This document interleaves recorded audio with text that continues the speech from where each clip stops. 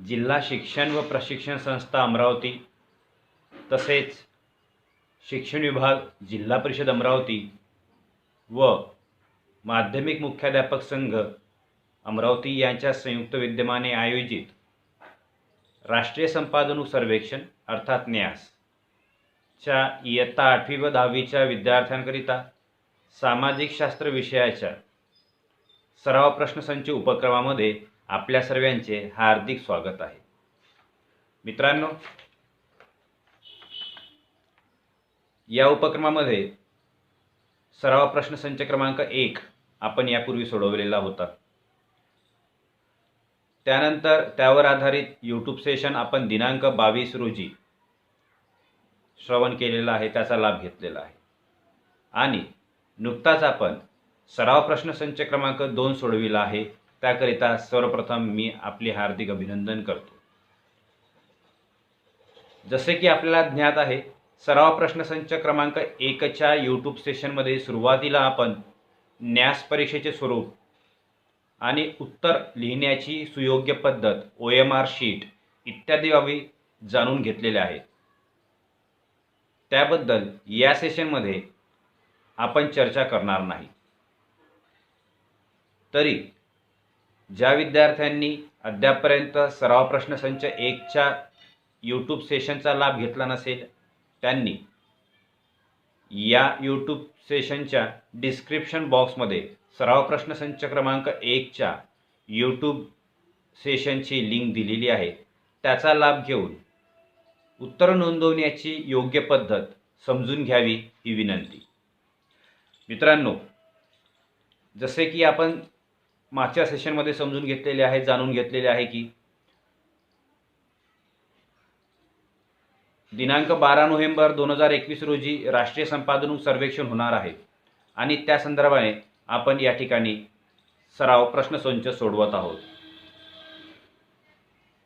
नुकताच आपण सराव प्रश्नसंच क्रमांक 2 विषय सामाजिक शास्त्र इयत्ता 8वी व 10वी हा सोडविलेला आहे. त्या संदर्भाचे प्रश्ननिहाय, पर्यायनिहाय विश्लेषण आपण या यूट्यूब सेशनमध्ये ऐकणार आहात, त्याचा लाभ घेणार आहात. चला, अधिक वेळ न घालवता थेट सराव प्रश्नसंच क्रमांक 2 विषय सामाजिक शास्त्राच्या प्रश्ननिहाय विश्लेषणाला सुरुवात करूया. जिल्हा शिक्षण व प्रशिक्षण संस्था अमरावती, शिक्षण विभाग जिल्हा परिषद अमरावती व माध्यमिक मुख्याध्यापक संघ अमरावती यांच्या संयुक्त विद्यमाने आयोजित राष्ट्रीय संपादन सर्वेक्षण सराव प्रश्नसंच 2 इयत्ता 10वी विषय सामाजिक शास्त्र याच्या प्रश्ननिहाय विश्लेषणाकरिता आपण सुरुवात करत आहोत. मित्रांनो, प्रश्नसंच क्रमांक 2 इयत्ता 10वी विषय सामाजिक शास्त्रामध्ये पहिला प्रश्न विचारण्यात आला होता की सविनय कायदेभंग चळवळीची सुरुवात कोणत्या प्रसंगाने झाली. जसं की आपल्या सगळ्यांना माहिती आहे की देशाच्या स्वातंत्र्य लढ्यामध्ये सविनय कायदेभंग चळवळीचे स्वतःचे एक महत्त्व आहे. या सविनय कायदेभंग चळवळीबद्दल विचारला गेलेला हा प्रश्न आहे की कोणत्या प्रसंगाने सविनय कायदेभंग चळवळीची सुरुवात झाली. आपल्या इतिहास विषयाच्या 8व्या पाठामध्ये, ज्याचं नावच आहे सविनय कायदेभंग, यामध्ये सविनय कायदेभंगाबद्दलची इत्थंभूत माहिती देण्यात आलेली आहे. या ठिकाणी अंडरलाईन केलेल्या, अधोरेखित केलेल्या ओळी मी वाचतो आहे. 6 एप्रिल रोजी दांडीच्या समुद्र किनाऱ्यावरील मीठ उचलून गांधीजींनी मिठाचा कायदा मोडला आणि देशभर सविनय कायदेभंग चळवळ सुरू झाली. अर्थात सविनय कायदेभंगची सुरुवात ही दांडी यात्रेच्या प्रसंगाने झालेली आपल्याला दिसून येते. त्यामुळे प्रश्न क्रमांक 1 चे योग्य उत्तर आहे पर्याय क्रमांक 1, दांडी यात्रा. मित्रांनो, दुसरा प्रश्न विचारण्यात आलेला होता की सायमन कमिशनवर बहिष्कार घातला कारण. या ठिकाणी आपल्याला माहिती आहे की 1919च्या मॉन्टेस्क्यू चेम्सफर्ड कायद्याने दिलेल्या सुधारणा असमाधानकारक होत्या आणि त्यामुळे भारतीय जनतेमध्ये एका प्रकारचा उद्वेग, असंतोष निर्माण झाला होता. या सगळ्या पार्श्वभूमीचा, या सगळ्या मुद्द्यांचा विचार करून इंग्रजांनी सर जॉन सायमन या व्यक्तीच्या अध्यक्षतेखाली 1927 मध्ये एक कमिशन नियुक्त केलं होतं. हे जे कमिशन होतं, ज्या कमिशनचा हेतू होता की भारतीय नेतृत्वांसोबत चर्चा करून मार्ग काढायचा, तर या कमिशनची स्थापना करण्यात आली होती. आणि या कमिशनमध्ये चा हेतू फारसा साध्य झाला नाही, कारण सायमन कमिशनवर भारतीय नेत्यांनी बहिष्कार घातला किंवा भारताने बहिष्कार घातला. याचं कारण या ठिकाणी विचारलेलं आहे आणि 4 पर्याय आहेत. त्याने फक्त काही मोठ्या शहरांना भेटी दिल्या. पहिलं कारण, पहिला पर्याय. दुसरा पर्याय आहे त्यात एकही भारतीय सभासद नव्हता. हे जे कमिशन होतं सर जॉन सायमन यांच्या अध्यक्षतेखाली स्थापन झालेलं, त्यांची जी यादी होती, त्या कमिशनचे जे सदस्य होते त्यामध्ये एकही भारतीय नेता सदस्य नव्हता. हा दुसरा पर्याय आहे. तिसरा पर्याय आहे त्याने व्यापारी वर्गाच्या मागणीकडे दुर्लक्ष केलं. आणि चौथा पर्याय आहे त्याने भारतीय राष्ट्रीय काँग्रेसच्या अर्थात INCच्या परवानगीशिवाय भेट दिली. मित्रांनो, या ठिकाणी आपल्याला माहिती आहे की हे जे कमिशन होतं त्यात एकही भारतीय सदस्य नव्हता. अधोरेखित केलेली ओळ बघा. म्हणून भारतातील राजकीय पक्षांनी सायमन कमिशनवर बहिष्कार टाकण्याचा निर्णय घेतला. अर्थात पर्याय क्रमांक 2 बरोबर आहे. त्यात एकही भारतीय सभासद नव्हता, म्हणून सायमन कमिशनवर बहिष्कार घालण्यात आला होता. प्रश्न क्रमांक 3 आहे, फ्रेंच राज्यक्रांतीची प्रमुख उद्दिष्टे कोणती होती? पर्याय क्रमांक 1 ऐक्य, उमरावशाही, समता. पर्याय क्रमांक 2 स्वातंत्र्य, समता, बंधुता. पर्याय क्रमांक 3 बंधुता, गणराज्य, राजेशाही. पर्याय क्रमांक 4 उमरावशाही, स्वातंत्र्य, गणराज्य. आपल्या इतिहासाच्या पाठ क्रमांक 2 युरोप आणि भारत यामध्ये फ्रेंच राज्यक्रांतीबद्दल माहिती दिलेली आहे आणि त्यामध्ये म्हटलेलं आहे, अधोरेखित केलेली ओळ बघा. फ्रेंच राज्यक्रांती म्हणून ओळखली जाते. फ्रेंच राज्यक्रांतीने जगाला स्वातंत्र्य, समता, बंधुता या मूल्यांची देणगी दिली आणि त्यामुळे प्रश्न क्रमांक 3चं योग्य उत्तर आहे स्वातंत्र्य, समता, बंधुता. 18व्या शतकामध्ये या जगामध्ये स्वातंत्र्य, समता, बंधुता हे मूल्य रुजवण्याचं, त्याचा परिचय संपूर्ण जगाला करून देण्याचं श्रेय फ्रेंच राज्यक्रांतीला जातं आणि म्हणूनच फ्रेंच राज्यक्रांती ही जागतिक इतिहासातील एक महत्त्वपूर्ण घटना आहे. मित्रांनो, प्रश्न क्रमांक 4 या ठिकाणी एक नकाशा दिलेला आहे आणि नकाशावर आधारित प्रश्न विचारलेला आहे. नकाशाचे काळजीपूर्वक निरीक्षण करा आणि भारताच्या पश्चिम किनारपट्टीवर 17व्या शतकातील 2 महत्त्वाची बंदरे सांगा. या ठिकाणी नकाशात दिलेला आणि भारताच्या पश्चिम किनारपट्टीवर बंदरे ओळखायला सांगितलेली आहे. मित्रांनो, हिंदी महासागर आणि त्याच्या अवतीभोवती असणारा भाग या नकाशामध्ये दर्शविलेला आहे आणि याचं योग्य उत्तर काढण्यासाठी आपल्याला 2 बाबींची माहिती हवी. एक, भारत या नकाशामध्ये देश वेगवेगळे दर्शविलेले नाही. भारतही वेगळा देश राजकीय सीमांसह दर्शविलेला नाही. त्यामुळे या नकाशात भारत कुठे आहे ही एक माहिती हवी. आणि दुसरी माहिती हवी नकाशातील दिशांची. सर्वप्रथम आपण भारत कुठे आहे हे समजून घेऊ.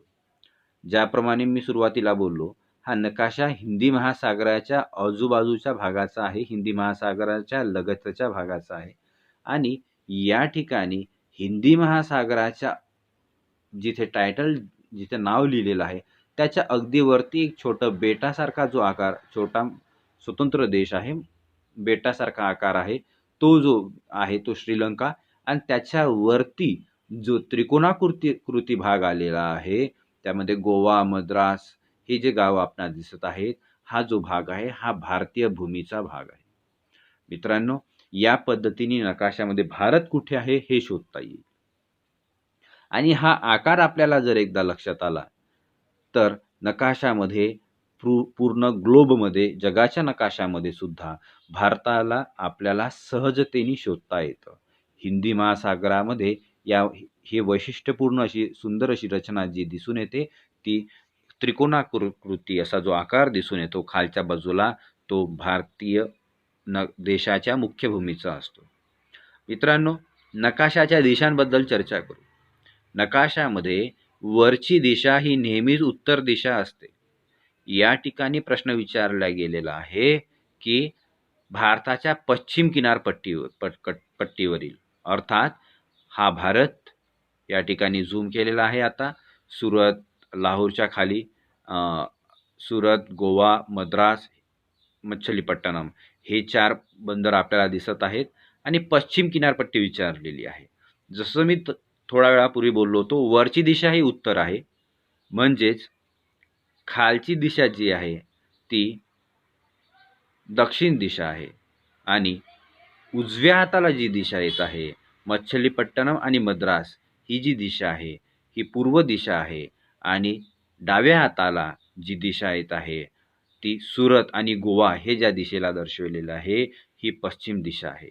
म्हणून या ठिकाणी भारतीय नकाशाचे काळजीपूर्वक निरीक्षणकारीने भारताच्या पश्चिम किनारपट्टीवरील महत्त्वाची बंदरे सांगा, तर त्याचं उत्तर आहे सुरत आणि गोवा. या पद्धतीने 4 नंबरचा पर्याय हे याचं योग्य उत्तर आहे. पुढे प्रश्न क्रमांक 5. फ्रेंच राज्यक्रांतीच्या काळात रॉबेस्पियर या शासनाने खालील विषयांशी संबंधित कायदे केले. थोड्या वेळापूर्वीच आपण फ्रेंच राज्यक्रांतीबद्दल चर्चा केली होती आणि तेव्हा आपण पाहिलं होतं की जगाच्या इतिहासामध्ये फ्रेंच राज्यक्रांतीचं स्वतःचं असं एक स्वतंत्र महत्त्व आहे. त्या संदर्भानेच प्रश्न विचारला गेलेला आहे की फ्रेंच राज्यक्रांती जेव्हा झाली, तो जो काळ होता, तेव्हा रॉबेस्पियर शासनाने कोणत्या विषयाशी संबंधित कायदे केले होते. याचं उत्तर आपल्याला NCERTच्या इयत्ता 9वीच्या भारत और समकालीन विश्व भाग 1 या पाठ्यपुस्तकातला पहिला पाठ आहे घटनाएं और प्रक्रियाएं. या पाठामध्ये म्हटलेलं आहे, रॉबेस्पियर सरकार ने कानून बनाकर मजदूरी एवं कीमतों की अधिकतम सीमा तय कर दी. अर्थात 5व्या प्रश्नाचं योग्य पर्याय आहे, पर्याय क्रमांक 1 हे उत्तर आहे, पगार व किमतीवरील कमाल मर्यादा हे याचे योग्य उत्तर आहे. पुढचाही प्रश्न हा फ्रेंच राज्यक्रांतीच्या संदर्भाने विचारण्यात आलेला आहे आणि प्रश्न विचारलेला आहे, फ्रेंच राज्यक्रांतीच्या काळात कोणत्या तत्वज्ञानी व्यक्तीने राजाचे दैवी व सर्वंकष अधिकाराचे खंडन केले. मित्रांनो, फ्रेंच क्रांतीपूर्वी युरोपीय देशांमध्ये किंबहुना पृथ्वीच्या बहुतांश भागामध्ये राजा ही दैवी शक्ती आहे, तो दैवी गुण आहे, तो देवाचा अवतार आहे आणि त्याला सर्व प्रकारचे अधिकार प्राप्त आहेत, अशा पद्धतीची समज, अशी श्रद्धा रूढ होती, असा लोकांमध्ये तो विश्वास होता. मात्र फ्रेंच राज्यक्रांतीने, आपण थोड्या वेळापूर्वी प्रश्न क्रमांक 3 मध्ये पाहिलं होतं की फ्रेंच राज्यकर्त्यांनी स्वातंत्र्य, समता आणि बंधुता हे मूल्य रुजवलं आणि त्याचा परिणाम स्वरूप राजाचं सर्वश्रेष्ठत्व, राजा हा इतर लोकांपेक्षा सर्वश्रेष्ठ आहे, त्याला विशेष अधिकार प्राप्त आहे, तो दैवी आहे, ही बाब, या बाबीचं खंडन करण्यात आलं आणि हा विचार लोकांमध्ये पेरण्याचं काम कोणी केलं, याचं उत्तर आपल्याला पुन्हा NCERTच्या इयत्ता 9वीच्या भारत और समकालीन विश्व भाग 1च्या पहिला पाठ घटनाएं और प्रक्रियामध्ये पाहायला मिळतं. या ठिकाणी अधोरेखित केलेली ओळ बघा, स्वतंत्रता, समान नियमों तथा समान अवसरों के विचार पर आधारित समाज की यह परिकल्पना जॉन लॉक और जॉक रूसो जैसे दर्शनिकों ने प्रस्तुत की थी. दर्शनिकों म्हणजे तत्वज्ञानी व्यक्तींनी. तर या ठिकाणी 2 नावं आहेत, एक रूसोंचं नाव घेतलेलं आहे आणि एक जॉन लॉक यांचं नाव घेतलेलं आहे. यांनी ही परिकल्पना मांडली होती की असा एक समाज असेल की ज्या समाजामध्ये स्वातंत्र्यता, समता आणि बंधुता हे मूल्य असेल, अशी परिकल्पना मांडली होती.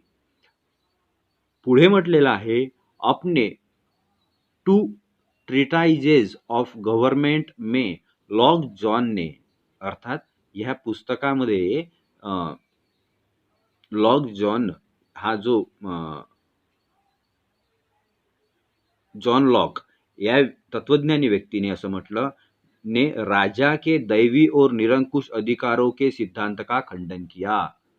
या पद्धतीने फ्रेंच राज्यक्रांतीच्या काळात जॉन लॉक, पर्याय क्रमांक 1 हे योग्य उत्तर आहे, या तत्वज्ञानी व्यक्तीने राजाचे दैवी व सर्वंकष अधिकारांचे खंडन केले. प्रश्न 7वा आहे. 1929च्या लाहोरच्या ऐतिहासिक अधिवेशनाचे अध्यक्ष होते. कोण अध्यक्ष होते? अशा पद्धतीचा प्रश्न आहे. रिकामी जागा विचारण्यात आलेली आहे. पर्याय आहेत मोतीलाल नेहरू, पंडित जवाहरलाल नेहरू, CR दास, सरदार पटेल. याचं उत्तर आपल्याला आपल्या इतिहासाच्या पाठ्यपुस्तक पाठ क्रमांक 7 असहकार चळवळ यामध्ये दिसून येतं. या पार्श्वभूमीवर 1929च्या डिसेंबरमधील पंडित जवाहरलाल नेहरू यांच्या अध्यक्षतेखाली, अर्थात या प्रश्नाचं उत्तर आहे पंडित जवाहरलाल नेहरू, लाहोर अधिवेशन ऐतिहासिक ठरले. लाहोर अधिवेशन ऐतिहासिक का ठरले याची चर्चा आपण पुढील एका प्रश्नामध्ये करणार आहोत. त्याच्याबद्दल आता चर्चा न करता पुढील प्रश्नात करू. तर या ठिकाणी विचारलेला प्रश्न आहे की लाहोर ऐतिहासिक अधिवेशनाचे अध्यक्ष कोण होते? तर त्याचे उत्तर आहे पंडित जवाहरलाल नेहरू. मित्रांनो, प्रश्न 8वा आहे. या गोलमेज परिषदेत काँग्रेसने सहभाग घेतला होता. सर्वप्रथम आपण गोलमेज परिषद काय संकल्पना आहे ती समजून घेऊ.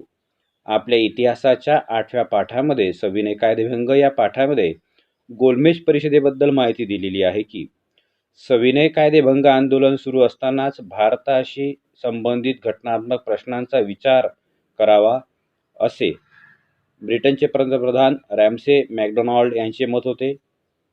याकरिता त्यांनी लंडनमध्ये एका परिषदेचे आयोजन केले होते. या परिषदेला गोलमेज परिषद असे म्हटले जाते.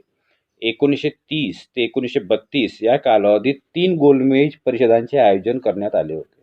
अर्थात गोलमेज परिषदांचे आयोजन हे इंग्लंड ब्रिटनचे पंतप्रधानांनी केले होते आणि एकूण 3 गोलमेज परिषदा झाल्या होत्या. आणि या परिषदांमध्ये च्या संदर्भातच चारही पर्याय दिलेले आहेत 8व्या प्रश्नाला. पहिला आहे पहिली गोलमेज परिषद, दुसरा पर्याय आहे दुसरी गोलमेज परिषद, तिसरा पर्याय आहे तिसरी गोलमेज परिषद आणि चौथा पर्याय आहे तीनही गोलमेज परिषद. काँग्रेसने सहभाग कुठल्या परिषदेमध्ये घेतला होता हे आपल्याला सांगायला विचारलेलं आहे. या ठिकाणी आपल्याला याच पाठाच्या उतार्यामध्ये दिलेलं आहे. पहिल्या फेरीमध्ये भारतीय काँग्रेसने सहभाग घेतला नव्हता आणि म्हणून दुसऱ्या फेरीतील चर्चेमध्ये राष्ट्रीय सभा सामील होईल अशी आशा ब्रिटिश प्रधानमंत्र्यांनी व्यक्त केली. प्रधानमंत्र्यांचे आवाहन लक्षात घेता व्हाईसरॉयने गांधीजी व अन्य नेत्यांना तुरुंगातून मुक्त केले. राष्ट्रीय सभेला मोकळेपणाने चर्चा करता यावी यासाठी पोषक वातावरण निर्माण केले. महात्मा गांधी आणि व्हाईसरॉय आयर्विन यांच्यात समझोता झाला. यालाच गांधी आयर्विन करार असे म्हणतात.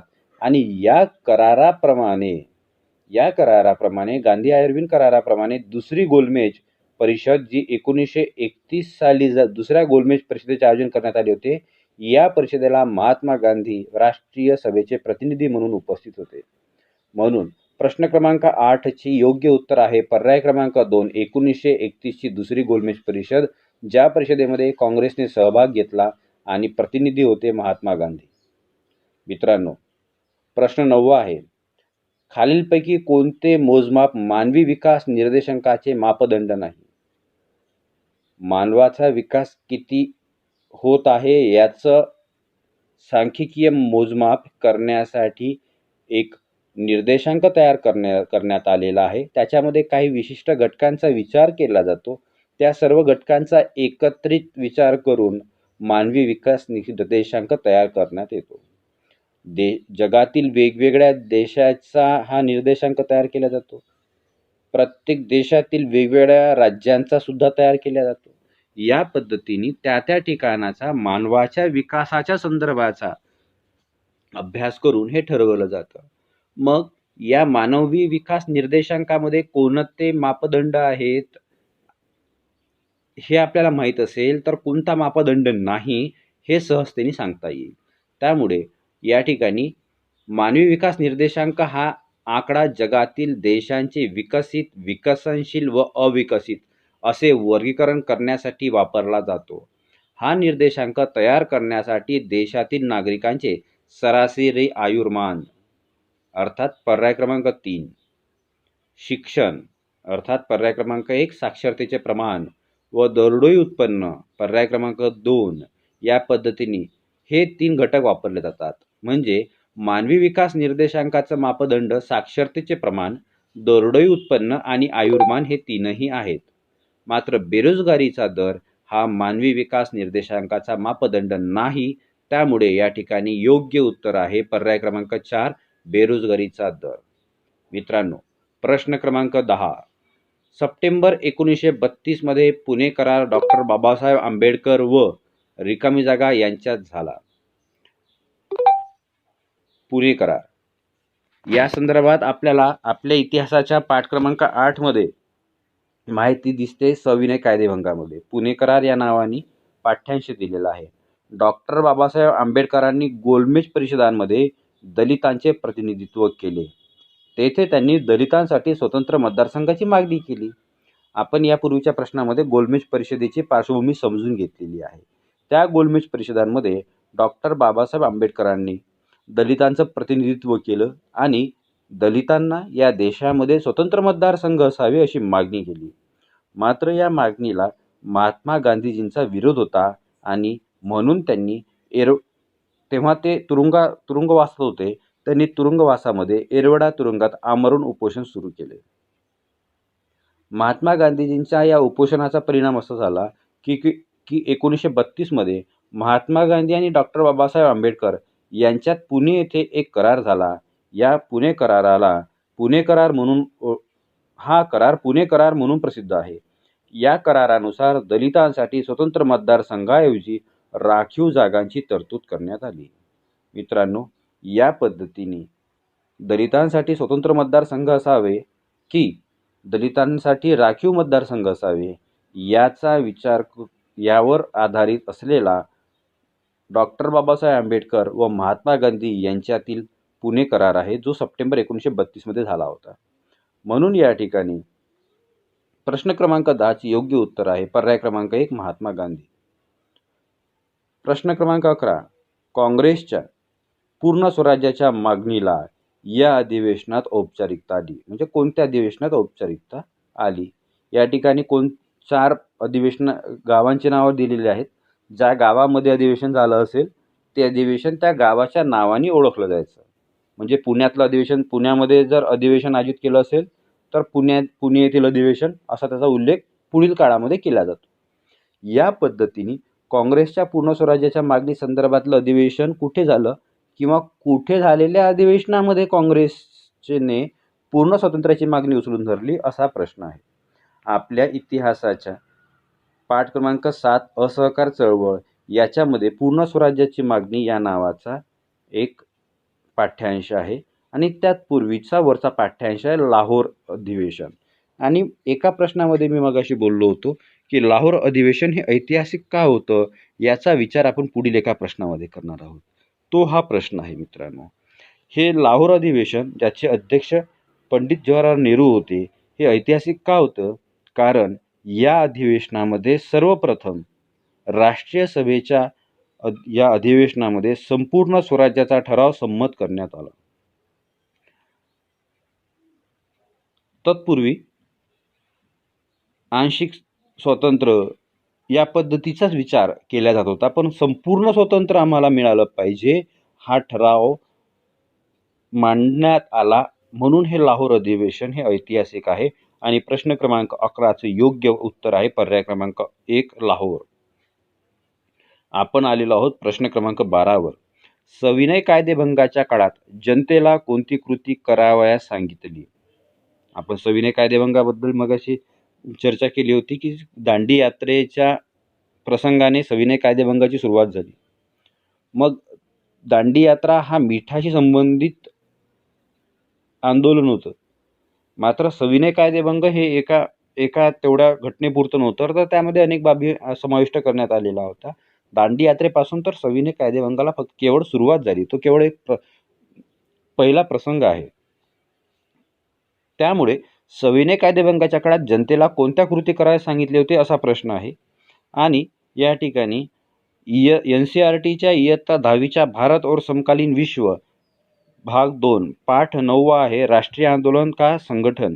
यामध्ये दांडी यात्रा आणि सविनय कायदेभंगाबद्दल सविस्तर माहिती दिलेली आहे.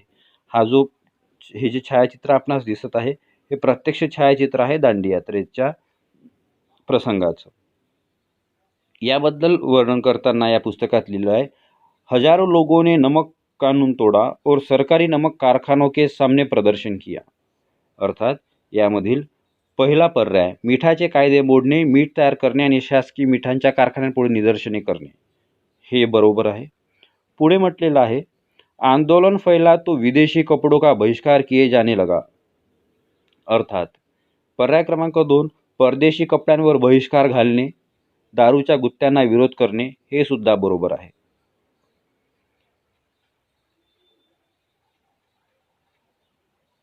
शराब की दुकानों की पिकेटिंग होने लगी, किसानों ने लगान और चौकीदारी कर चुकाने से इनकार कर दिया.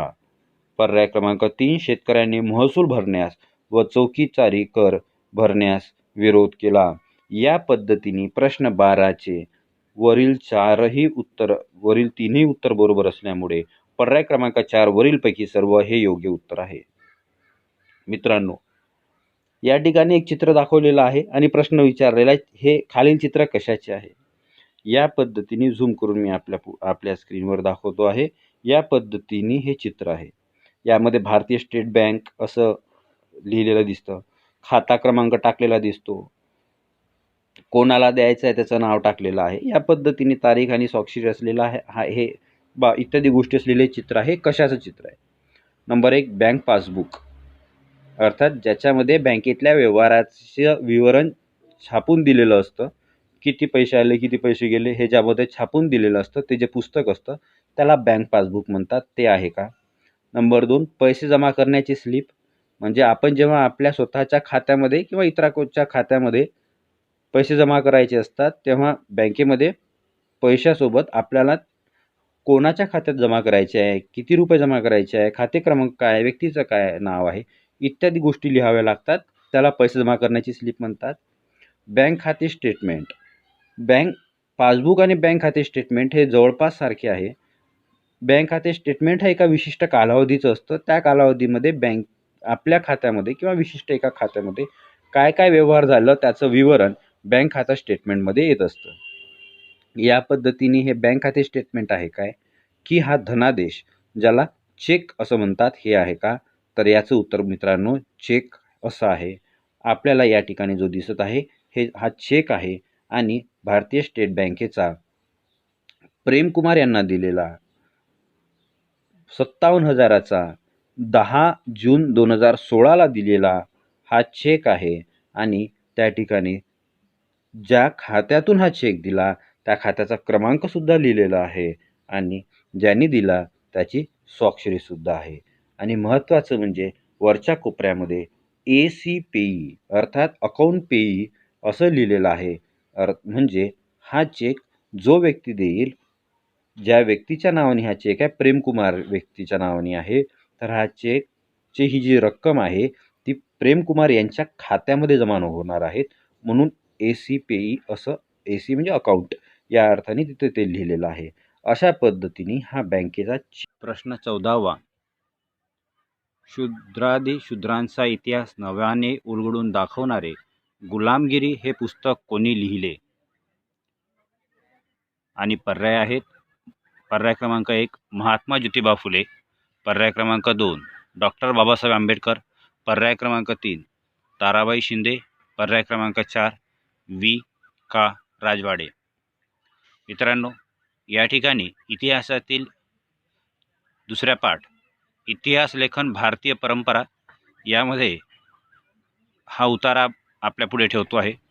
महात्मा फुले यांनी गुलामगिरी या पुस्तकात शूद्रातिशूद्रांचा इतिहास नव्याने उलगडून दाखवला. धर्माच्या नावाखाली स्त्रिया, शूद्र व अतिशूद्र यांच्या होणाऱ्या शोषणाकडे लक्ष वेधले. या पद्धतीने आपल्याला लक्षात येते की गुलामगिरी हा ग्रंथ महात्मा ज्योतिबा फुले यांनी लिहिलेला असल्यामुळे याची योग्य उत्तर आहे पर्याय क्रमांक 1 महात्मा ज्योतिबा फुले. डॉक्टर बाबासाहेब आंबेडकरांनी सुद्धा दलितांच्या प्रश्नांना वाचा फोडली, त्यांच्याबद्दल कार्य केले, लेखन केले.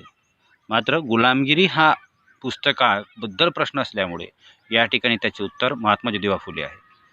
ताराबाई शिंदे यांनी स्त्रियांवरील अन्यायाला वाचा फोडली, त्याबद्दल लेखन केले. आणि विका राजवाडे हे जे चौथा पर्याय आहे ते प्रसिद्ध इतिहासकार आहेत, इतिहास लेखक आहेत. मित्रांनो, त्यांच्याबद्दल सुद्धा आपल्याला याच पाठामध्ये अधिक माहिती प्राप्त होऊ शकते. शेवटचा प्रश्न आहे प्रश्न 15. तुम्हाला मतदार यादीत स्वतःचे नाव समाविष्ट करावयाचे असल्यास खालीलपैकी कोणती अट पूर्ण केलेली असणे आवश्यक आहे? आणि पर्याय आहेत. पर्याय क्रमांक 1, वयाची 21वे वर्ष सुरू असणे आवश्यक आहे. पर्याय क्रमांक 2, वयाची 21 वर्ष पूर्ण झालेली असणे आवश्यक आहे. पर्याय क्रमांक 3, वयाची 18वे वर्ष सुरू असणे आवश्यक आहे. पर्याय क्रमांक 4, वयाची 18वे वर्ष पूर्ण करणे आवश्यक आहे. या ठिकाणी आपल्या राज्यशास्त्राच्या दुसऱ्या पाठ निवडणूक प्रक्रिया यामध्ये मतदार याद्या तयार करणे या पहिल्या मुद्द्यामध्ये दिलेले आहे की वयाची 18 वर्षे पूर्ण केलेल्या प्रत्येक भारतीय नागरिकाला मतदानाचा हक्क आहे. भारतीय संविधानाने भारतामध्ये राहणाऱ्या प्रत्येक नागरिकाला तो जेव्हा वयाची 18 वर्षे पूर्ण करतो तेव्हा त्याला मतदानाचा हक्क बहाल केलेला आहे. मात्र त्यासाठी वयाची 18 वर्ष पूर्ण होणे आवश्यक आहे. त्यामुळे प्रश्न 15चं बरोबर उत्तर आहे पर्याय क्रमांक 4, वयाची 18वे वर्ष पूर्ण. मित्रांनो, राष्ट्रीय संपादन सर्वेक्षण अंतर्गत सामाजिकशास्त्र विषयाच्या संदर्भाने सराव प्रश्नसंच आपण सोडवत आहात. त्याचे प्रश्ननिहाय पर्यायनिहाय विश्लेषण जाणून घेत आहात. याकरिता मी आपले हार्दिक अभिनंदन करतो. आपण या ठिकाणी जो सक्रिय सहभाग घेत आहात त्याकरिता मी आपला आभारी आहे. जिल्हा शिक्षण व प्रशिक्षण संस्था अमरावती तसेच शिक्षण विभाग जिल्हा परिषद अमरावती व माध्यमिक मुख्याध्यापक संघ अमरावती यांचा मी ऋणी आहे.